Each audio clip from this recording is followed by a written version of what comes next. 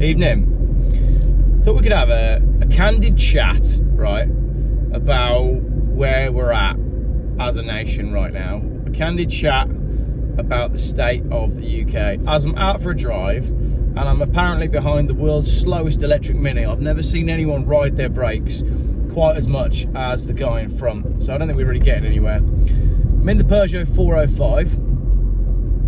I spent the afternoon cleaning the interior of it because I had to like clear my head. So cleaning the car is a good way to do that. I cleaned 3 cars in the last 24 hours. I don't clean cars. So these skies, right? Do you also feel like these skies are just sitting directly on top of you? I've had the map master on the phone today and he feels the same. This is summer, fantastic. Drizzle and grey clouds that sit about 12 feet above your head is what we've got for early to mid-August. Right, let's talk about the general state of things at the moment. So where are we at? Well, certainly looks like we're on the verge of civil war, and that is because nobody's listening to anyone. So it seems to me like the people in power would really like civil war so that they can introduce more draconian measures and they can push ahead with their agenda. I don't want civil war. I don't want to fight anyone. I'd like everybody to love everybody. But the problem is, a lot of people seem to be taking the bait and going for it. Now, I think that's mostly, much to the government's annoyance, right? It mostly seems to have blown over now, and it was in the process of blowing over. Things are calming down. I think the government were hoping that things would get really crazy and really riled, and then, you know, they could put the military on the streets or whatever.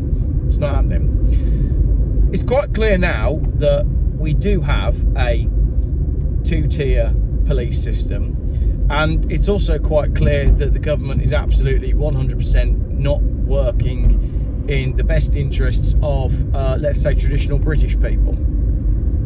It's quite clear that Keir Starmer is out to be the fuel on the fire, essentially, because everything that has been done so far in the government's reaction has only stoked the flames and nothing has been done to calm things down. So this is what they want. They're pushing ahead with the agenda. All of that aside, right, let's say that all of these, just come with me on a little journey, if you will. Let's say that all of these riots, it blows over and things go back to normal, right?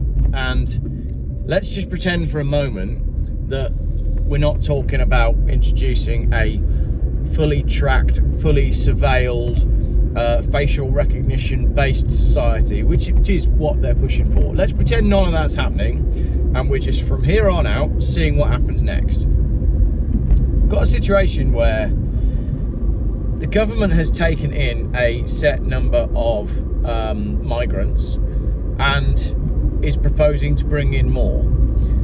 They've committed to house these migrants, and what have they said? They're going to find 16,000 homes for the migrants. We already know full well that the government are paying over the odds for rental properties for the migrants, and we also know that local councils are prioritising migrants and refugees.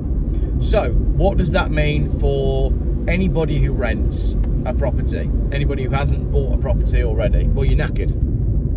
You're absolutely knackered. You ain't going to be able to rent something, and if you can rent something, it's going to be extremely expensive, and you're going to have a whole heap of competition in trying to get that property. We're already seeing this happen. So the housing market, from the future point of view, is nailed. So you're going to be spending most of your wages on, there's another road closed here. You're going to be spending most of your wages on either your rent or if indeed you can get a mortgage, then you need a huge deposit, and then you're going to pay quite a high interest rate because you've missed the boat on all the cheap interest rates. So owning a home is now pretty much a pipe dream, and renting a home is getting harder and harder. That's just that, okay? So what about jobs? Right, well now we're in a situation where, let's say you've got all these young male migrants joining the country, and let's say they're all learning English and going out into the job market. Well, then that knackers the job market, doesn't it? Because you can't get a low paid job if you're a teenager, because it's you can't get a low paid job if you're a teenager because everybody else has already taken the jobs, notwithstanding the fact that the high street itself, you know, retailers, the traditional place where you go and get a job when you're a teenager, well, they're all collapsing as well. So you've got a lot less jobs available, and you've got a lot more people who are willing to do the more basic jobs. So if you're just starting out as a teenager right now, your choices are stay and live at home until you've got £30,000 together to get a deposit on a house, and you're going to get the £30,000 together by working for minimum wage for a job that you'll be lucky to get. You're going too fast, and you knew it. Or move out and try and pay rent with a load of friends and all work together to be able to rent a house, in which case you'll never then be able to put any money aside to actually buy a house. So it's looking pretty bleak for the youth of the United Kingdom, right? I mean, it's looking pretty bleak for the adults, to be honest, but you know, just from the point of view of, if nothing additional bad happens right now, I don't really see a way that the country isn't completely knackered for young people. We already know that we've got major problems in, well, the NHS is on its knees, the police force are on their knees, and all public services have been cut. So after all of these years of the Tories cutting everything everywhere, there is nothing left. So what we've ended up with is essentially a low rate economy with very few job prospects. I haven't even talked about the university system, which is, you know, that's a mess as well, because we've encouraged everybody to go to university and people are coming out with worthless degrees and massive amounts of debt. So where does it leave you in terms of what you do next? I think if people come from money and they're able to escape, then, you know, maybe the young people, or what they're going to do, they might go travelling for a bit. But you've got to come home at some point, essentially. And when you do come home, what jobs are actually there for you? We've also got AI, which is going on at the moment as well, which is, you can't tell me that AI isn't already taking some of the jobs that people like me would have done. Writing jobs, marketing jobs, creative jobs. Those jobs just don't really exist anymore.